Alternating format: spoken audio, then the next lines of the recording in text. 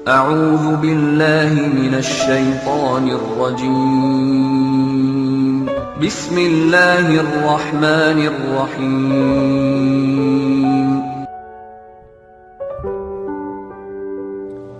Di antara kisah yang berhubungan dengan kesolehan orang yang patuh kepada Allah dan kenikmatan hidup dia, kisah seorang anak muda di Mekah.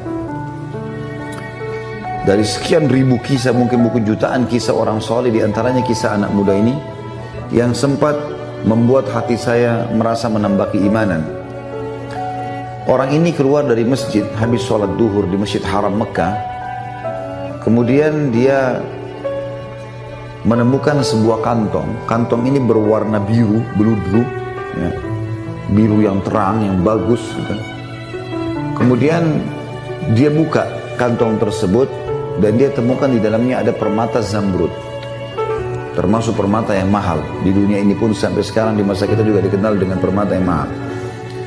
Di dalam Islam, Bapak Ibu sekalian, kita kalau menemukan benda yang jatuh, namanya luqata dalam bahasa Arabnya.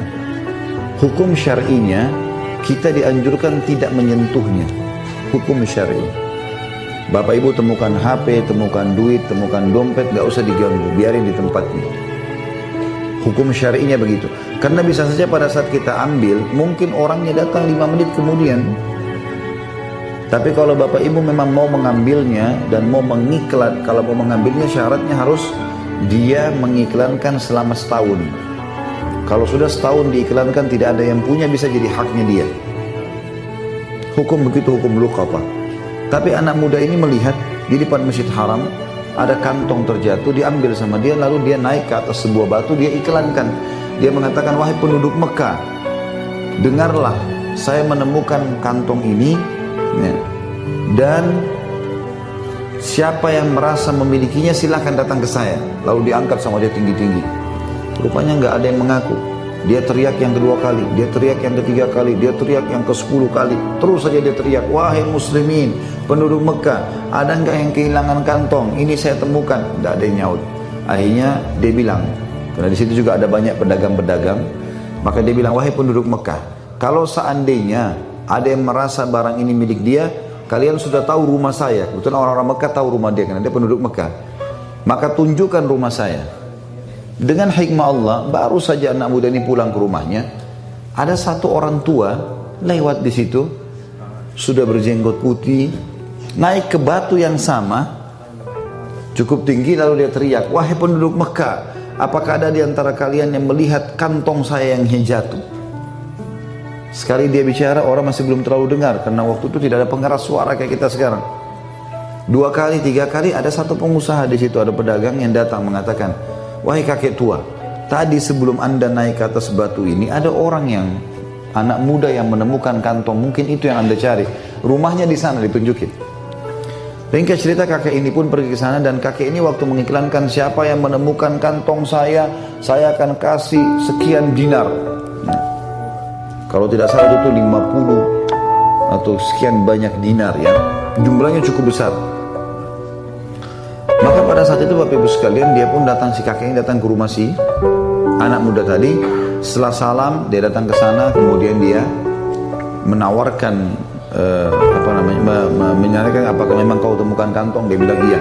Baik. Kemudian anak muda ini mulai menanyakan apa ciri-cirinya. Disebutkanlah cirinya semua seperti ini, seperti ini, seperti ini. Ini juga sifat orang muslim, ya, orang mukmin. Dia tidak boleh juga begitu orang mengaku main kasih saja. Perlu ditanya sama dia, dipastikan supaya jangan ada kesalahpahaman. Setelah dia pastikan semua memang betul punya kakek ini, maka dia pun memberikan. Dia pun memberikan kepada anak kakek tadi. Si kakek ini juga mengeluarkan uangnya tadi yang dia mau kasih, karena dia sudah janji mau kasih. Anak muda ini tolak, enggak, saya enggak mau. Saya tidak pernah mengembalikan dengan niat dibayar. Lalu orang tua itu mengatakan, tapi saya sudah niat. Dia bilang enggak bisa, saya tidak mau. Terus saja si kakek tua ini mendesak anak muda untuk terima balasan. Dia bilang dia tidak mau. Sampai akhirnya si kakek tua ini sudah putus asa, dia nggak bisa berikan, dia pulang. Ringkas cerita Bapak Ibu sekalian, 3 bulan setelah itu, setelah ini, si anak muda ini merasa kehilangan atau kekurangan dari sisi pendapatan. Maka dia dalam hatinya tersirat, dia mau keluar dari Mekah, cari pekerjaan di luar Mekah. Nah, Mekah waktu itu belum zaman seperti kita sekarang. Dia bilang, saya mau cari rezeki, mau cari modal, nanti saya kembali lagi ke Mekah.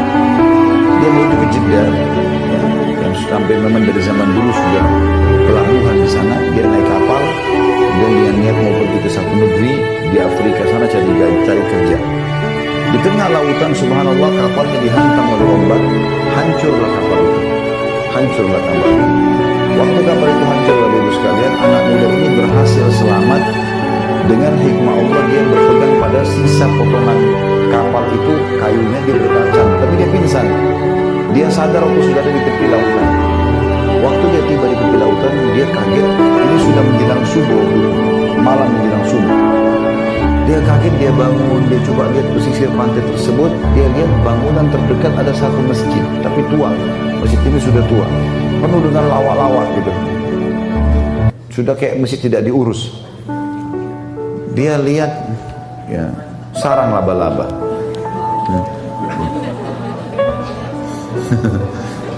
Baiklah. Yang jelas, karena sudah tidak dirawat, maka kelihatannya sudah kumuh ya. Dia pun melihat waktu subuh sudah tiba, dalam kondisi bajunya basah. Dia baru sadar dari pingsannya, dia bersihin masjid itu semampunya, lalu dia azan di masjid itu. Waktu dia azan, rupanya masyarakat sekitar situ dengar itu, kalau ada azan. Maka mereka pada datang. Sholatlah bersama anak muda ini. Azan, sholat sunnah, kemudian iqamah. Disuruhlah anak muda ini jadi imam. Ditunjuk oleh orang itu jadi imam. Dia jadi imam, dia sholat. Begitu salam, lalu kemudian orang-orang ini bilang, Anda ini dari mana? Kamu ini dari mana? Dia cerita sama dia. Saya dari Mekah, saya naik kapal, kemudian kapal kami tenggelam, saya tiba di sini pinggir pantai, saya ada masjid, udah nggak dirawat, saya bersihkan, sudah waktu subuh saya azan. Kata mereka, kebetulan kami butuh imam, bisa nggak jadi imam di sini? Sekalian mengurus masjid ini, nanti kami kasih gaji. Baiklah.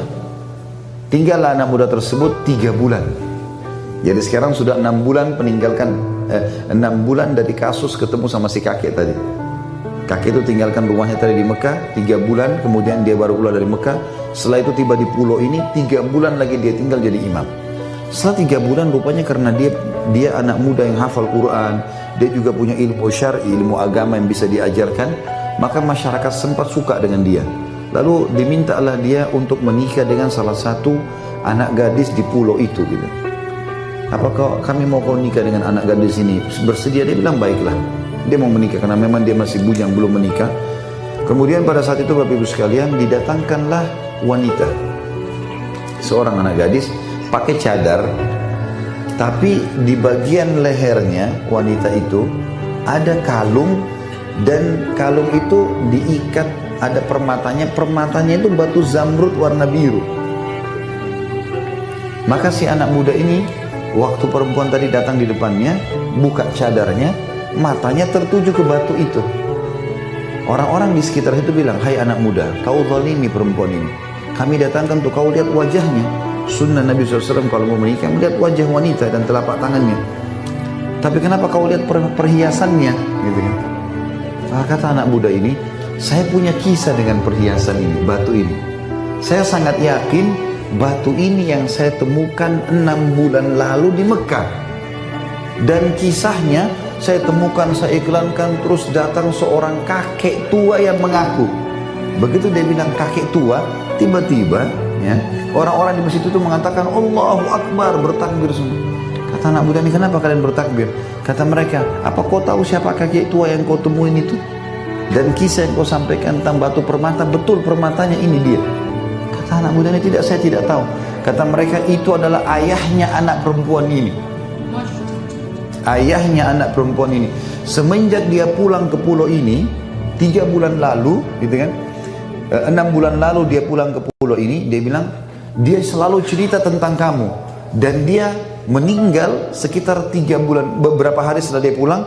Dan itulah sebabnya kenapa masjid ini tidak diurus, karena dia dulu imam di sini, nggak ada yang bisa gantiin. Dan dia sebelum meninggal berdoa, dan kami dengar dia berkata, ya Allah, jadikanlah anak muda di Mekah itu jodoh anak saya. Itu kisah nyata.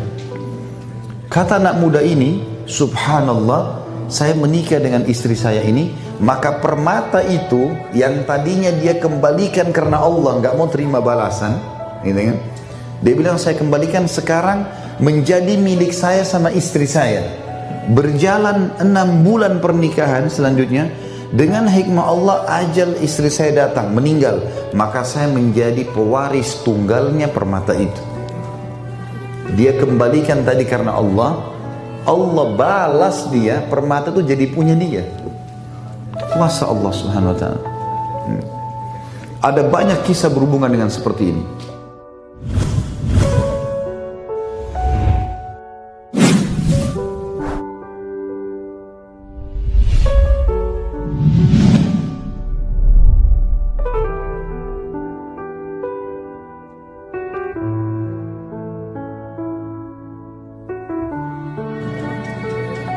Itu kisah nyata. Kata anak muda ini, subhanallah, saya menikah dengan istri saya ini, maka permata itu yang tadinya dia kembalikan karena Allah, nggak mau terima balasan, gitu kan? Dia bilang, saya kembalikan sekarang menjadi milik saya sama istri saya. Berjalan 6 bulan pernikahan selanjutnya, dengan hikmah Allah ajal istri saya datang, meninggal, maka saya menjadi pewaris tunggalnya permata itu. Dia kembalikan tadi karena Allah, Allah balas dia, permata itu jadi punya dia. Kuasa Allah Subhanahu wa ta'ala. Ada banyak kisah berhubungan dengan seperti ini.